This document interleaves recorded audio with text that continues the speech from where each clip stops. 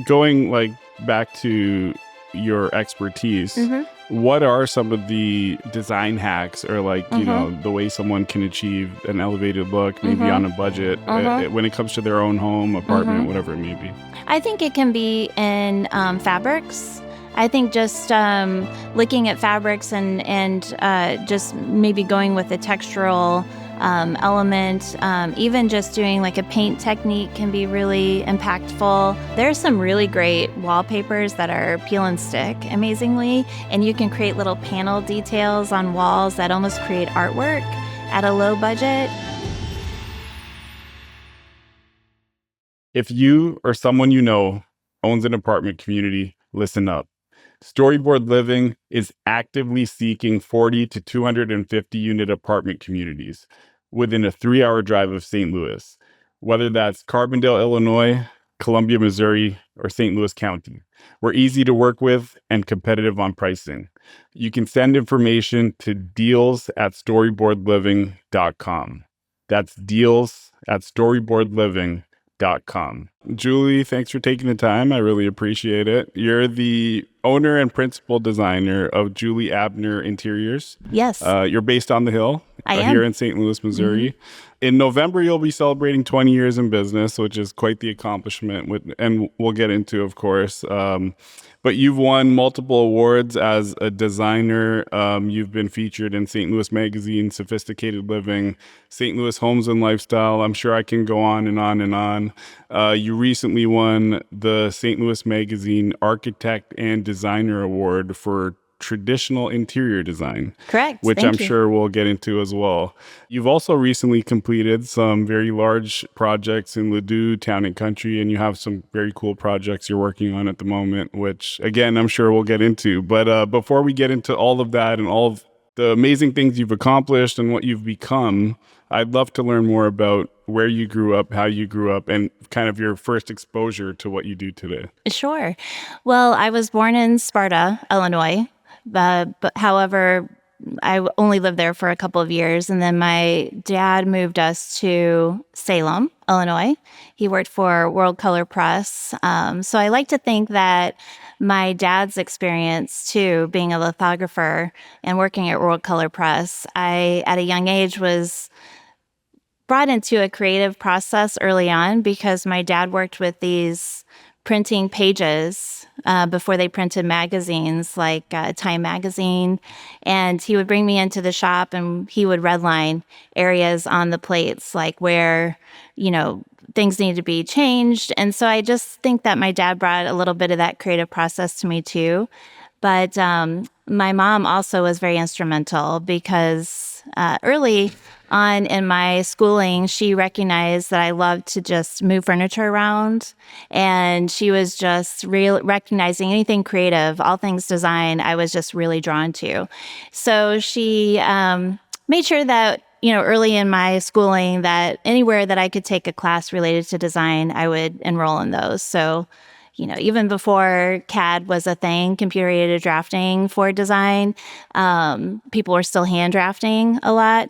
But my high school had a computer-aided drafting class, and I was one girl among all men in this class drawing little widgets of little screws and things like that on CAD.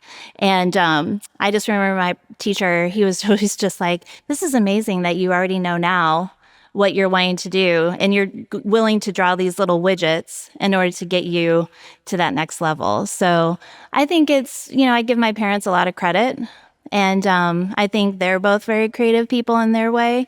So my mom and dad really guided me to do this work, and I just, from a young age, just always knew that this is what I wanted.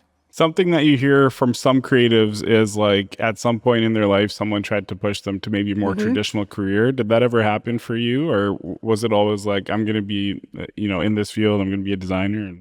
I think so. And that's, I think, what's unique about my story is that I think people saw my drive, and I'm independent in my nature. And so I knew once I got my teeth into something, I was going to make it happen.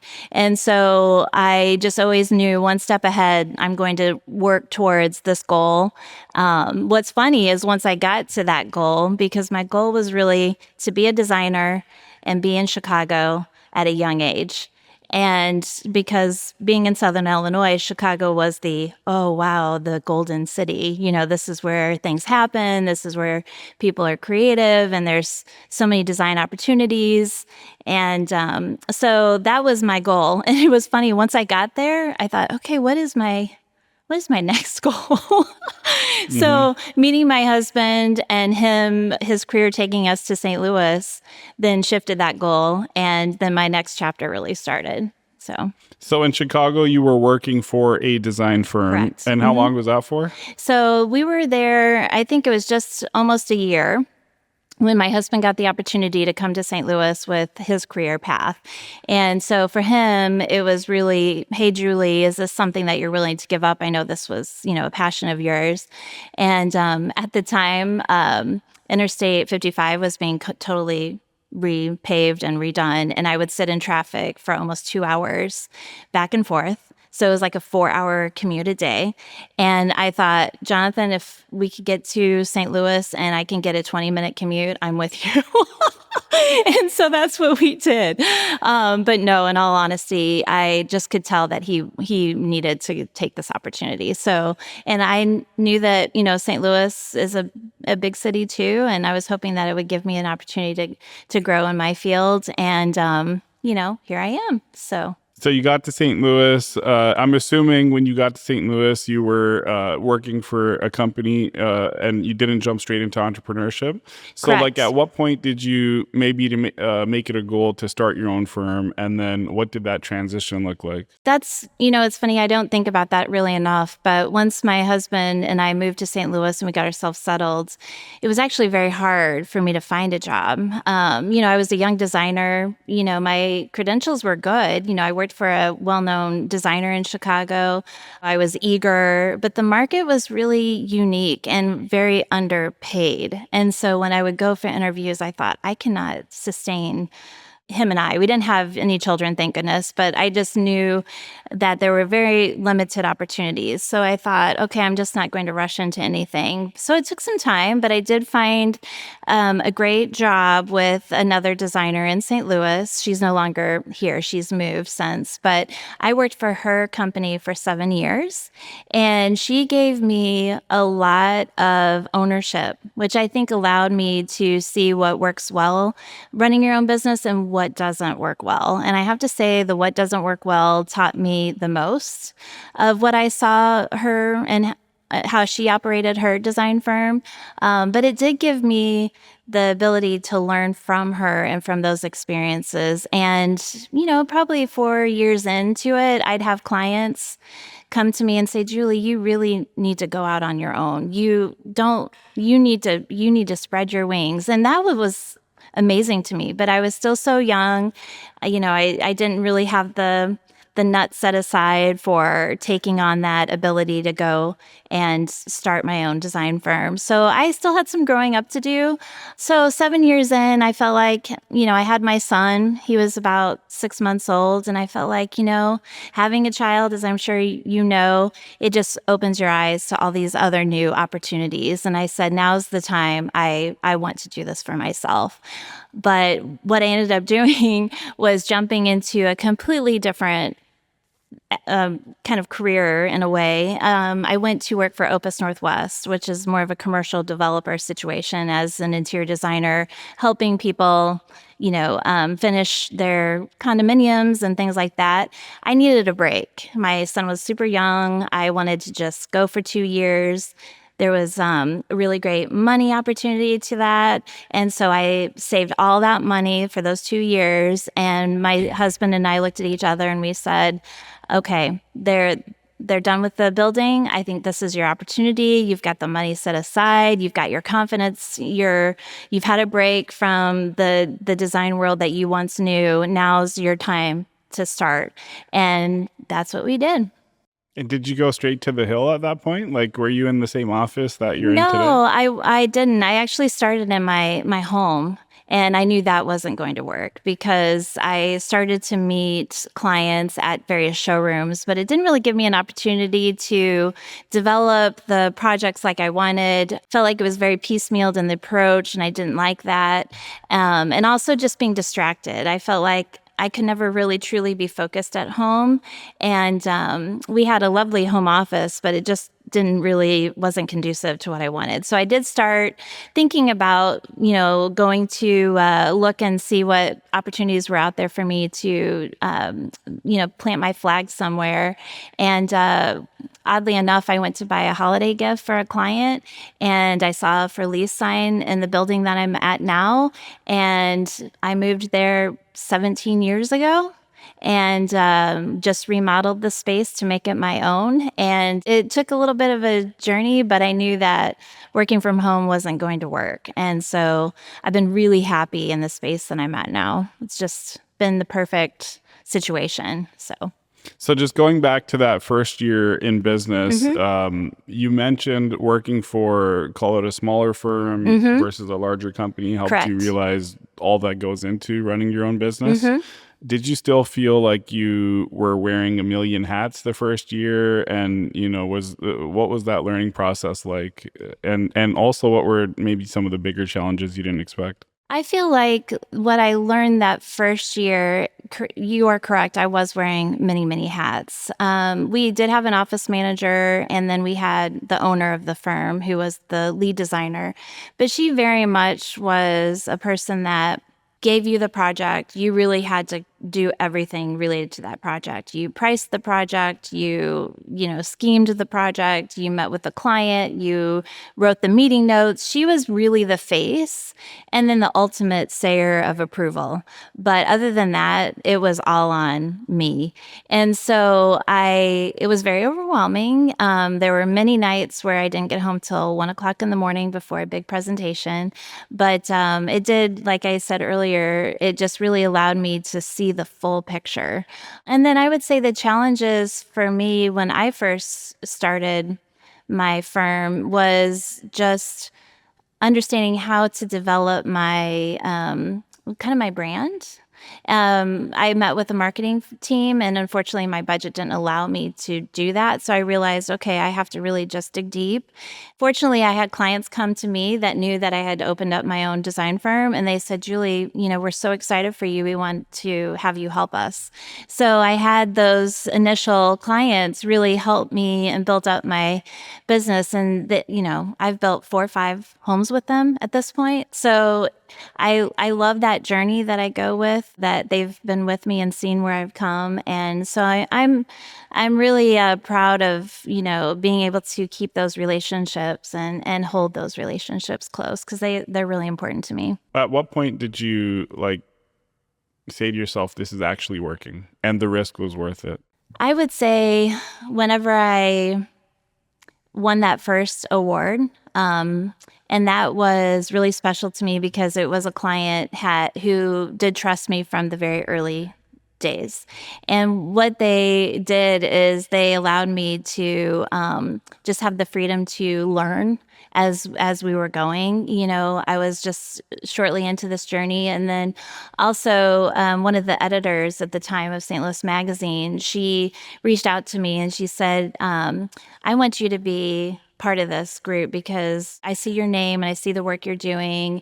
And I think I was mentioned as one of 10 under 30 entrepreneurs. So I just saw what people were seeing in me, and that made me realize, okay, I'm doing all right here. And I was earning the money that I needed to keep my business going. And just seeing my clients happy and seeing the work I was producing, that was validation. And so I just kept on. I never actually had to touch my nut. The money that I had set aside, I never had to touch it. So I'm really proud of that. But it gave me the ability to have that freedom to be creative and not worry like, okay, where's that next job? Okay, oh gosh, I've got to make sure that I sell all of this. No, it wasn't like that. I could really do the work and say, this is what's needed for the project and not be so sales driven. I've never wanted to be a salesperson. I want to design and work with the client and give them what they ultimately are envisioning. So I think that cemented it in my head. But gosh, I feel like every day I'm still like, am I really doing this? Am I really still am I really still doing that? I feel like I'm still a young designer, even though I like to say that the experience makes this job so much easier. So Sure. I say, every year that I've learned something new, it just goes to another project down the road that is going to make that even better. You mentioned how rewarding it is for you when a client says they trust you. I don't think this is the case, but some companies and people are maybe more methodical in terms of like, we're going to earn trust by doing X, Y, and Z. How do you earn trust? Is it methodical, or is it just your nature and you showing who you really are? Do you have a process for that at all? I think so. I think it is people understanding that I have their best interests, and I do. And I always want to work towards the client's goals and what's going to make the project the most successful. What I don't like is people trying to push us into something that we're not comfortable with. And I want to step back and say, hey, I'm very methodical about the process. And so if you're trying to speed me up, where the mistakes are going to happen, and ultimately they're going to be on me. And so I have to trust in my instincts and say, hey, no, we've got to go back to my process. But I feel like I think processes are very important. It's just whether or not I can get everybody on board. Sure. Yeah, because it can be so hard. And there's a lot of moving parts with a lot of your projects and things like that. Exactly. How much of the finished product, let's say, is coming from you, your experience, your taste, versus just listening to a client and trying to execute on what their vision is? I would say that it tends to be 50-50 in a way. I have to say that at least 25%, a quarter of it is definitely where the client's inspiration started. But a lot of times that inspiration is so one-dimensional, they're not seeing the full scope of what that vision is really going to create. So you might have a vision in your head, but then in reality, the budget sets in, the timetable sets in, the available materials sets in, just all those things have to be quantified.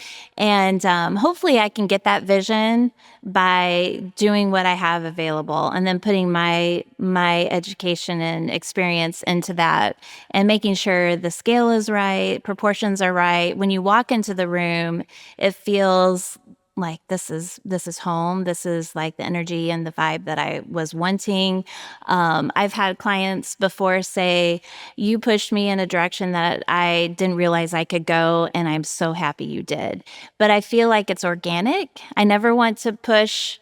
If you hate orange, I am not going to make you love orange. You're going to always hate orange, but you might like a version of a design that maybe you just didn't think you would like. But then whenever you see the vision, I love it, to your point earlier, when clients will say, Julie, I trust you. This is maybe a little out of my comfort zone, but I trust you. I know that you are listening to me. I know you have the vision in mind. I know this can be delivered. And so I love that. I love it when clients pull back, they realize, I'm in safe hands here. I know you have, what I know that I want to deliver in your best interest. So, it just does all go back to that word of trust. And I'm very proud that I feel like at the early stages, I feel like I gained that trust, not just with my clients, but with my vendors and my subcontractors. And I have longstanding relationships with subcontractors because that relationship is super important. And, and I like learning and meeting new people and being introduced to them. But hey, if they don't fit into my scope of how I like to work, then, I'm going to move on. I have my team. Sure. And you brought up something interesting. So like a client may show you, let's say, a picture off of Pinterest. Yes. And say, this is my vision, this is what I want. But then you're also thinking about budget and all these other things. Correct. So like if me as someone who's not in your world, if I see something and I like it, I can say I like it, but I may not know why. So Exactly. when you're viewing, like, let's say if I were to tell you, I really like this image that I Yeah. found online, how are you viewing that image? Like, what are you looking for? And like, what's running through your mind? That happens all the time. And what I take from it and what I try to share with my clients is please give me, as much that you like and dislike, because I'm going to read a lot into it, but you also don't have to send me 100 pictures of the same thing in different ways, because you're going to show me an image or two and I'm going to gain, okay, they really like warm organic things, or no, they really like glam, they like pattern, they like maximalism, or they like soft organic color. I'm a visual. I work in the visual world, and I'm a communicator. I think that's another part of the element to the success of these past 20 years is just being able to talk and glean information just by a picture you've shared with me. But it's sometimes hard at the beginning for clients to understand that, because they think, oh, I've only really found 5 pictures. Hey, that's enough for me, actually.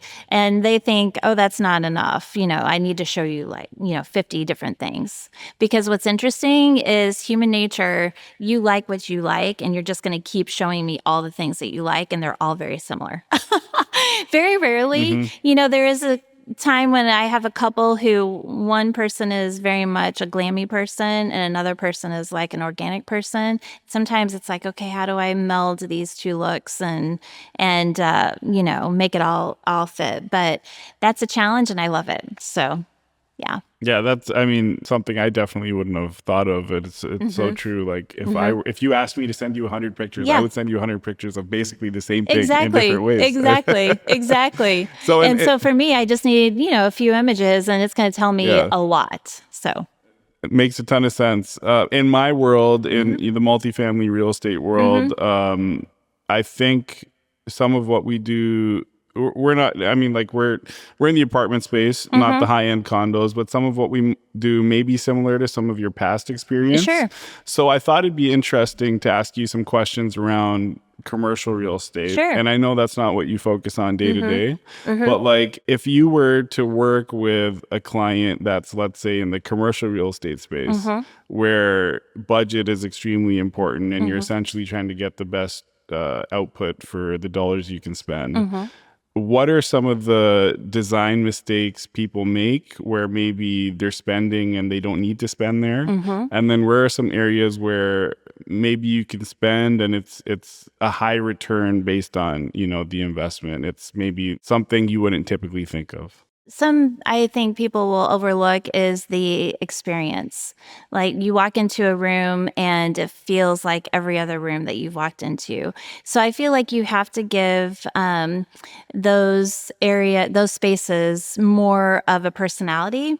So I think you have to really kind of hone in on textures, the finishes. The finishes to me are the whole backbone of that type of build. Because how many commercial spaces have you probably been in that were very trendy and they're all this one color palette, right? And I feel like, well, how does that make your space unique? So I think there also has to be like moments where you have a specialty feature wall, or you've brought in organic materials, or made it feel more residential in this commercial space, and just recognize, what are people really wanting in their homes? Well, let's bring a little bit of that into the commercial space, because I think people want that home feeling, or that uniqueness, or that special.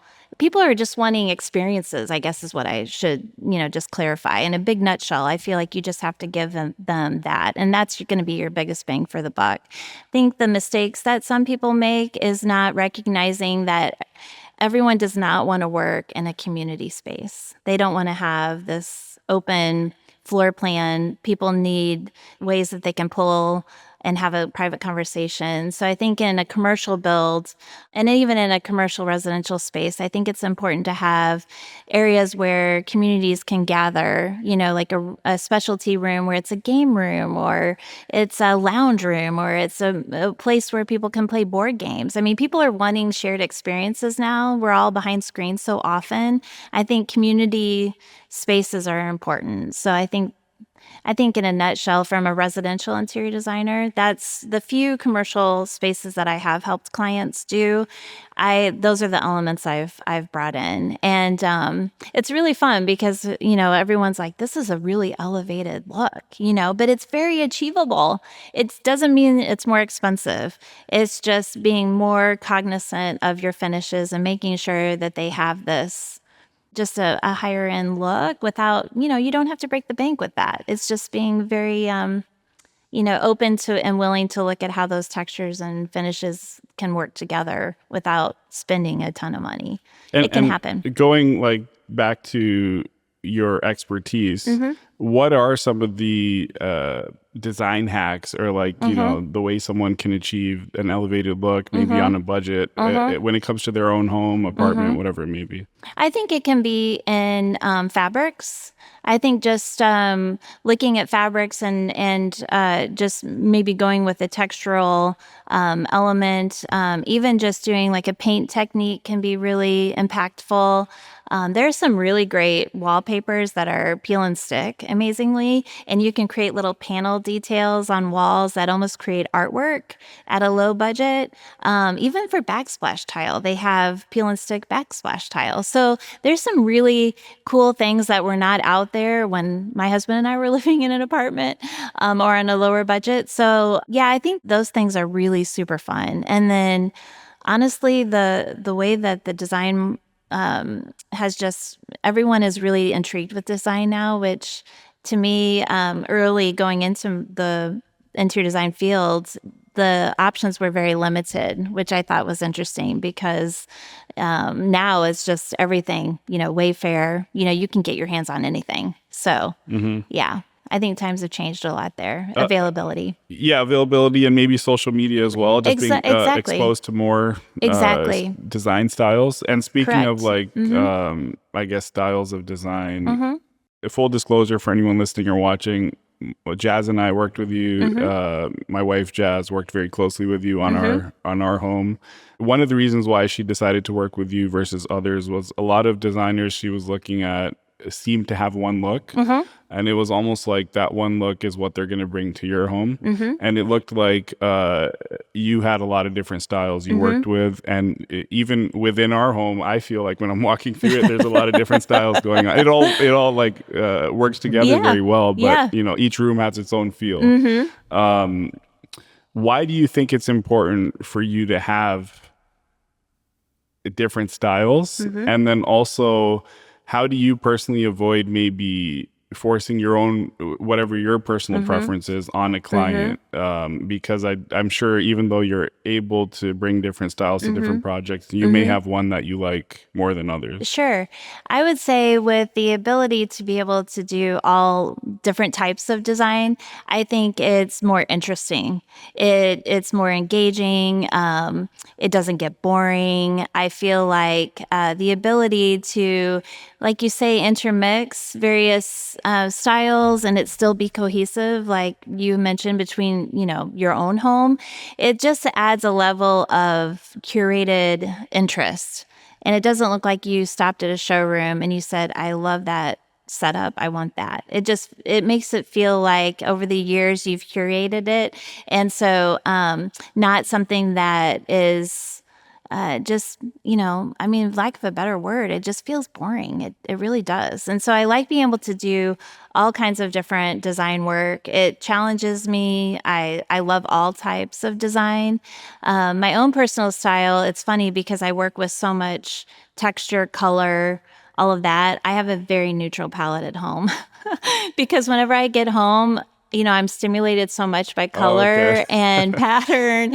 I think whenever I get home, I just have to have it super quiet. So I have a very quiet interior at my home. But my personal design that I bring to you is the fact that I want it to resonate like you and Jazz and my clients. Like I want it to feel like your home and something that I just helped you curate and brought my professional opinion to it. I never want to create something that is like a dollhouse where I'm like, oh, I'm going to just make this little dollhouse in this room and, and I'm just going to recreate it for everybody. No, it's personal to you and it's unique to you. So what I've created for your home isn't going to be reduplicated in someone else's home. So you've paid me a service, and I want to make sure it's a home that's, unique and special. And I feel like that's something I'm very prideful about because I never want to regurgitate a design. I might like a brand or a vendor or a color palette, but it's not going to be the same grouping. It's not going to be the same fabrics. It's not going to be the same pattern. So, how do you personally balance being timeless versus being trendy when you're thinking through a project? I like to treat trends as that little moment in time that's super fun, and you want to just have something joyful but not super expensive unless you just super love it. So I like to have timeless interiors because I love that my designs can go 10 years and people come back to me and say, Julie, I love that, like a new client. And I think back on it and I think this is a project that was 10, 15 years ago, but it doesn't read that. And, but you can have moments where you can bring elements that are trendy without, making them expensive. So they can actually be, removed if you get tired of them. But I don't say no to trendy things. I just say, let's not make them the whole space. Unless in 5 years we're going to redo it and you're okay with that, then it's okay. But anything that is architectural or cabinets, anything adhered to the wall, I really make sure that if that's what you want, it's super trendy, then that's going to be an expense down the road if you get tired of it. But timelessness is my approach because I think it's just a lovely way for our house to kind of just go through time and you just enjoy it and you add elements as you travel or, you add a piece of furniture that speaks to you. And 10 years down the road, you call me and we do a little refresh and then it just keeps on going. So are there any current trends that you're seeing that you think people may regret 10 years from now?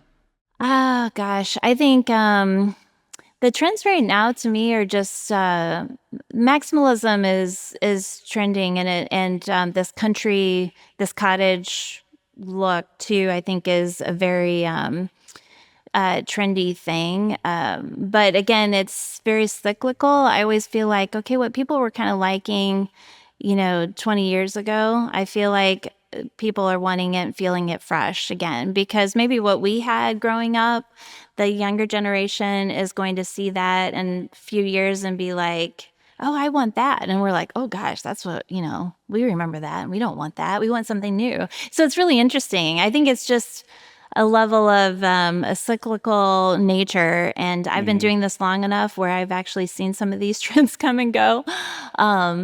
And because I never thought I would see like small mini print wallpaper ever again. And then, here we are, we're seeing that trend. And some other things that I thought, oh gosh, I never thought that would come back, but it's here. So I think those are two trends that I feel like they've kind of peaked and I'm kind of waiting for that to kind of fall off.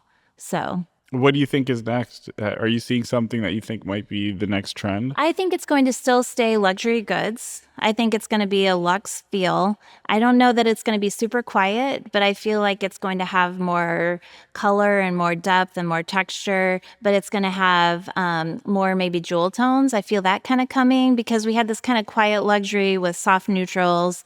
We've had this kind of maximalism with like pattern on pattern and pattern. Now I feel like we're going to get kind of in between that. We're going to get where there's some quiet warm wood elements mixed in with these vibrant jewel tone but solid textural patterns with some contemporary elements.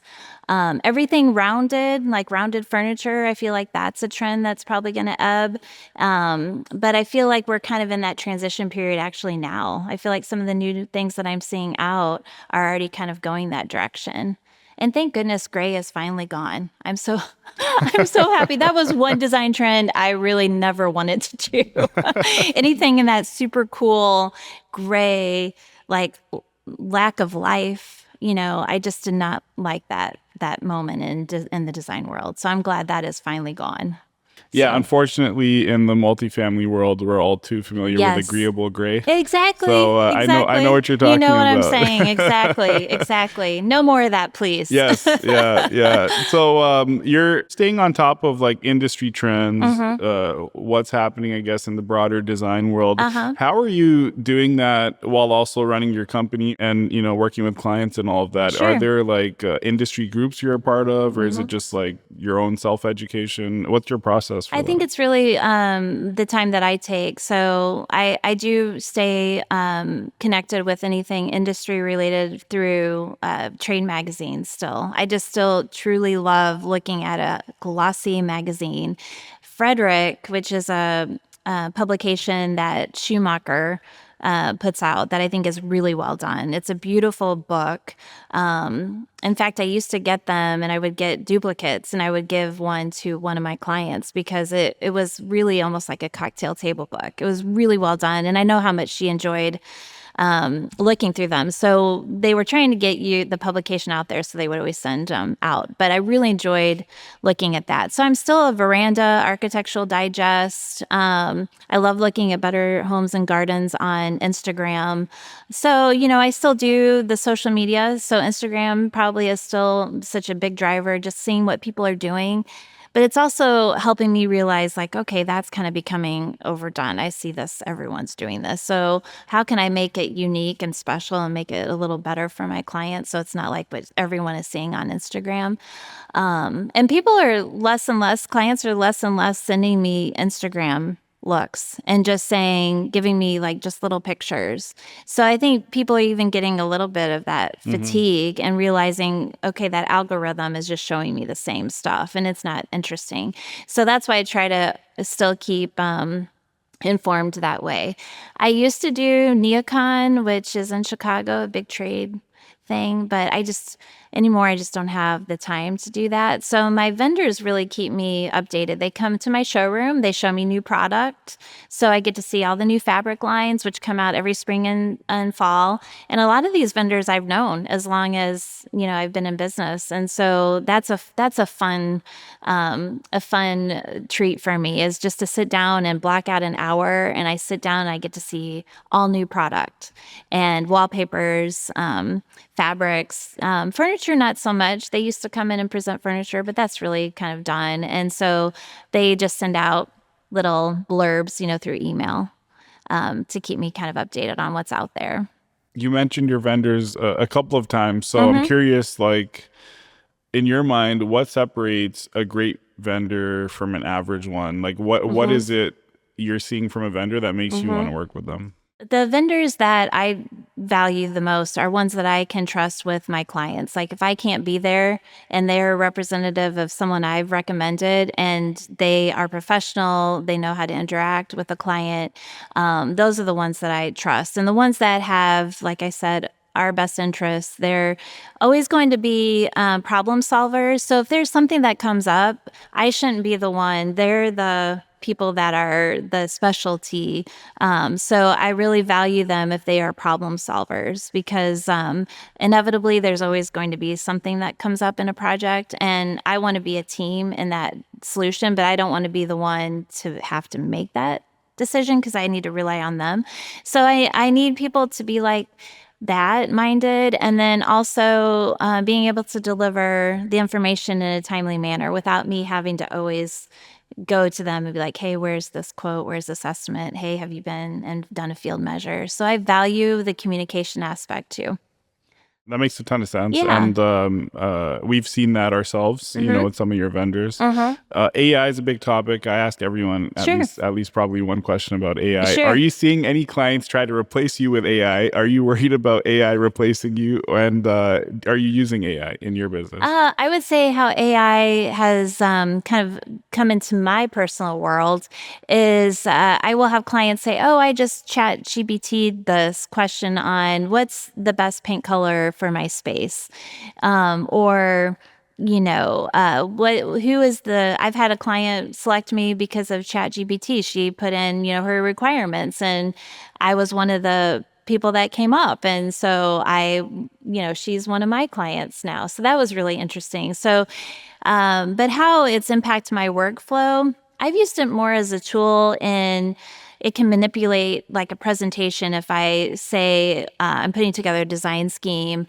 and the imagery on this website shows the sofa in a terrible color and it takes away the whole vibe of the color scheme, then I can manipulate that color within AI for that presentation.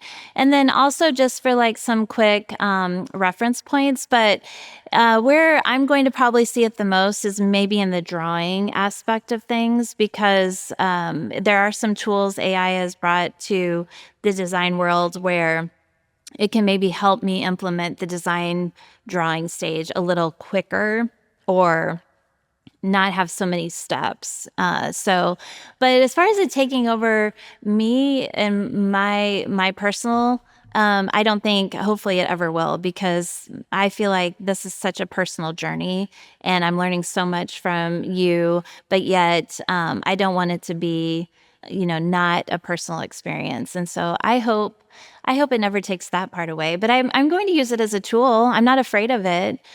So wherever it can help me be more efficient, I'm going to take advantage of that. If it's going to deliver a better presentation, I'll definitely take advantage of that. So that's how I'll use it. But I hope it never takes away the personal journey with a client, because that would be a real sad thing. The personal journey is very clearly important to you. It is, yeah. And it sounds like that's been with you all 20 years. Was there anything that maybe in years 1 through 5 you were missing or not doing that you learned and improved upon and started to do later on in your journey? Because I'm sure the way you were operating in year 1 is very different than year 20. You got it. And so I think what I'm seeing in year 20 is the ability to take projects that speak to me and not have to take every project that comes through the door that I feel like I can successfully do. So my first 1 to 5 years, I was taking all types of projects. Smaller projects that are very, very time consuming, but don't really offer much as far as like the profitability or even the design impact. And so those, of course, I no longer do. But I would say to my former self, I'm glad you did that, because that gave you a lot of experience. There was not a lot of risk to that. And you were able to keep building a very diverse portfolio of clients, which during the recession, that was important, because, it was not everyone was doing the work. And I'm starting to see that a little bit now is, people are like the small jobs, I wouldn't be getting calls on anyway, because they really probably aren't doing those. They're probably saying, I'm just going to kind of wait. So I'm glad that I recognize like having a diverse portfolio, having one large client and then filling it in with a lot of various other little projects was a really smart move. I'm glad I did that. But now I can really focus on bigger projects, projects that mean a lot to me, that are really special and unique or challenging. The relationship, again, like I've been talking about, means a lot. So when a former client calls me, I want to work with them. So is it fair to say that during call it around 2008, I guess, that was probably the most challenging season for your business? Ironically, I thought it would be, but again, I never had to dig into that nut of money that I set aside. So I was very fortunate. I was able to get enough work. I think I had about 18 projects though, by myself. I didn't have a project manager at that time. I didn't have, any support. I didn't have a drafts person at that point. I was doing everything. So it was a little nuts. I have to say that I'm glad I was, very young at that point, and my son was very young, because I did a lot of work once he went to bed. At 7:00, I was working till, midnight, 1:00. So the timing was good. I'm glad I did it when I did it. But I felt like, it was a struggle, but I made it work. So, yeah. What are you most proud of building? As far as like structure wise, like Just as clients. far as like, what you've done over the last 20 years, like what are you most proud of? Is Oh it gosh. the wonderful team you have, the reputation, like what stands Yeah. out to you? Gosh, yeah, those are two, yes, both of those. I would say the team means a lot to me. It was a very organic process. So, everyone that I have with me wasn't me reaching out or me like putting an ad in the paper. It was a friend recommending them, or, one was a client. Another is a friend of the client. It just was all very organic. So yes, I'm very proud of that. And then, just very proud at like thinking about, where I started and then where I am today and the confidence that I have. Because as a young Julie, I didn't have that. I was still like, oh, I have so much to learn. It just all seemed very overwhelming. And also the work was intense. So I didn't have time to think bigger picture. I was just hustling. I was just trying to get the work done. And so now what it's allowing me by having a team, even though it's small, is it's giving me the freedom to focus on what I really want to do. And I feel like that 20 years has given me that freedom. And I'm excited that I have the ability to do that. And, I have, Carrie, who's a fabulous draftsperson and designer, helping me on that back end. And then Julie being my project manager, just allowing me that headspace to just really focus on the design and the client interaction. So, yeah. That's awesome. Yeah. So you mentioned early in our conversation, you were in Chicago, you set a goal, you hit a goal, you were thinking about the next goal. Yes. I'm sure over these 20 years, you've, set and hit a few goals. What are some goals you have for the next 20 years? I would say my next goal that I'm looking for is just keeping what I'm doing and doing at an even higher level, meaning that let's get the systems a little tighter. Let's make the work less hard, if that makes sense. Like, let's use some of these tools to our benefit to eliminate some of this redundancy and some of this follow-up, that minutia of things that get bogged down. And let's just keep the creative process flowing. And I want to take the opportunity to keep learning. I feel like that is my goal, is just to keep learning and meeting new people and pushing myself outside my boundaries. If you asked me to do this 15 years ago, I would be like, oh gosh, no, thank you.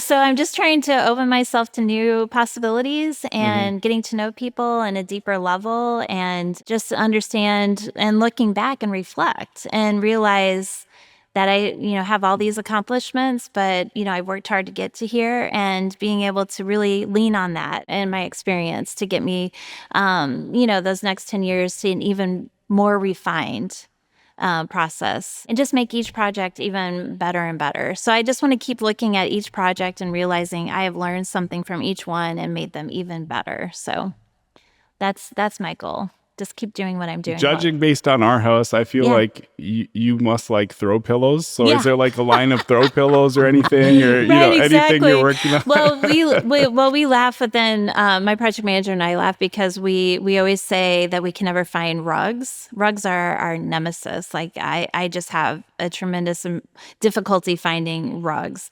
and so we've always laughed and said I need to start a rug line because the market needs more rugs. And because there's some styles that you just can't find. And then if you find them, they're a fortune. And people, recognize that floor coverings are going to be walked on. I work with a lot of young families, have pets, have small children. They're not going to invest in, that sort of thing. So I feel like, am I going to be at Joanna Gaines and have a wallpaper line and have accessories at Target? No, but it would be fun to like collaborate with a vendor. I just don't know, how that really happens. And so that could be something that I maybe look towards in the next 10 years as another goal and see how I might be able to collaborate in some form or fashion.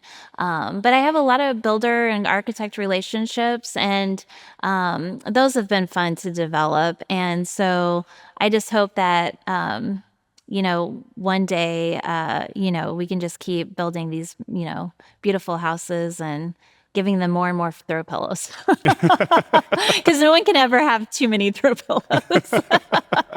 At this point, is most of your work coming through referrals? Yeah. I do get a lot of referrals from architects and builders. They value working with a designer who can be collaborative, and I feel like the processes are in place where I work well in that regard, and I enjoy that. And then clients like they'll refer me to their friends and family, and then I do get work as well from just people Googling and, Chat GPT. I mean, it's crazy. I never would have thought that. So, but Instagram and having that exposure, I didn't really believe in it much because I just couldn't understand it. But now that I understand it a little bit more, and I see how fun it is for my clients to see me behind the scenes and to see their work highlighted, I'm on board. I just want to make sure that I keep it me and not, regurgitate just random things that are kind of trending. So I don't post often, but I want to make sure when I do post that it reflects who I am as a person. And I never want to be like a influencer at all. Sure. I just want to have my clients be able to like peek behind the door and see the process a little bit, or see me in a different light, because we have 2 hours of time together and it's usually all work focused. But I hope that, seeing my Instagram, there's some times where you can kind of see the fun side of things, or, something that you maybe didn't know about me. So I'm finally on board with the whole social media. But that again was a little out of my comfort zone. Sure. I get it. But I do agree. I think it's really important for if someone's going to work with you on it's an intimate project for someone to invite you into their home and say, hey, help me design my living space. Correct. What I'm going to touch and feel and be in, for the majority of my day. Exactly. So for them to see some of your personality, I think is very helpful. Exactly. I'm going to hit you now with some just rapid fire questions. Okay. Because we've been chatting for about an hour. I want to be respectful of your time. Sure. What's the most underrated room in a house? I would say, I think the master bedroom. And the reason, or primary bedroom, I should say, I think it's because everyone thinks, oh, no one sees this. It's a private room, but it's your space. It's a space you wake up to and go to bed in every day. And it should reflect kind of a calming space. So I feel like people overlook decorating their primary bedroom and designing it because of that reason. People aren't going to come in there and see it, but you see it. So. And you're ideally spending at least 8 hours a day in there, exactly. right? So. You hope, right? That's a great answer. In your opinion, what's the most overrated room in a house? Overrated. Funny. I would say butler's pantry. And I might get called out on this one. And the reason I say that, it's a room that I feel like can be a workhorse, but I feel like sometimes it takes more space within a home than is necessary, and then it takes away from some other space that could use that room.